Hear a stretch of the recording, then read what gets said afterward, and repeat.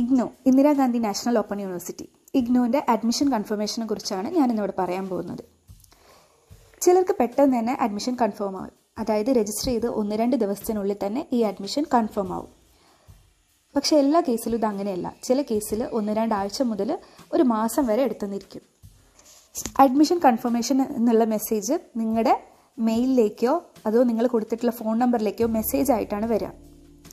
ഇനി ഒരു മാസം കഴിഞ്ഞിട്ടും അഡ്മിഷൻ കൺഫർമേഷനെ കുറിച്ചോ യാതൊന്നും തന്നെ അറിയാൻ പറ്റിയിട്ടില്ലെങ്കിൽ നിങ്ങളിടയ്ക്ക് അഡ്മിഷൻ പോർട്ടൽ ഒന്ന് ചെക്ക് ചെയ്യുക.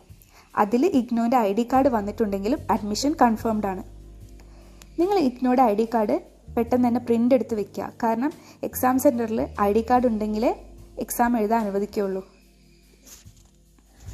അതുപോലെ തന്നെ ഇഗ്നോൻ്റെ കണ്ടൻറ് ആപ്പ് പ്ലേ സ്റ്റോറിൽ അവൈലബിൾ ആണ്.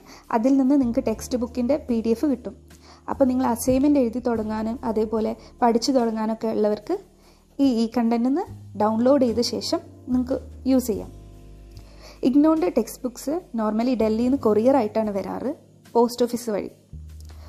അപ്പം ഈ സെം വൈസ് പ്രോഗ്രാമാണ് നിങ്ങൾ എടുത്തിട്ടുള്ളത്. അതായത് BCA, MBA അല്ലെങ്കിൽ സർട്ടിഫിക്കേഷൻ പ്രോഗ്രാംസ് അങ്ങനെയൊക്കെയാണ് എടുത്തിട്ടുള്ളതെങ്കിൽ നിങ്ങൾ അഡ്മിഷൻ എടുത്ത് 2 മാസത്തിനുള്ളിൽ തന്നെ നിങ്ങൾക്ക് ബുക്സ് വരും. അതല്ല നിങ്ങൾ BA ലിറ്ററേച്ചർ അതുപോലെ തന്നെ BA സോഷ്യോളജി അങ്ങനെ ഇയർ വൈസ് പ്രോഗ്രാമാണ് എടുത്തിട്ടുള്ളതെങ്കിൽ നിങ്ങൾ അഡ്മിഷൻ എടുത്ത് ഒരു 7-8 മാസമൊക്കെ എടുക്കും നിങ്ങളുടെ ടെക്സ്റ്റ് ബുക്ക് വരാനായിട്ട്.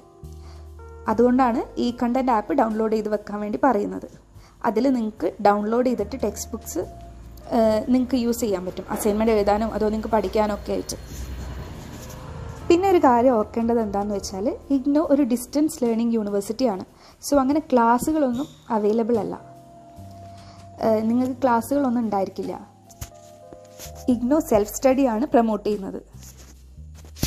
ഈ ഇയർ വൈസ് പ്രോഗ്രാമുകാർക്കൊക്കെ അസൈൻമെൻറ്റ് വെക്കാനുണ്ടാവുക 2024 ജൂണിലാണ് നിങ്ങൾ രജിസ്റ്റർ ചെയ്തിട്ടുണ്ടെങ്കിൽ നിങ്ങൾക്ക് അസൈൻമെൻറ്റ് വെക്കാനുണ്ടാവുക 2025 ഏപ്രിൽ 30 കൂടെ ആയിരിക്കും. അപ്പോൾ അതിനുള്ളിൽ അസൈൻമെൻറ്റ് എഴുതുന്നുണ്ടെങ്കിൽ ടെക്സ്റ്റ് ബുക്കിനായിട്ട് കാത്തിരുന്നിട്ട് ഒരു കാര്യമില്ല. നിങ്ങൾ കണ്ടൻറ് ആപ്പ് ഡൗൺലോഡ് ചെയ്തിട്ട് അതിൽ നിന്ന് PDF ആയിട്ട് നോക്കി പഠിക്കുകയായിരിക്കും നല്ലത്.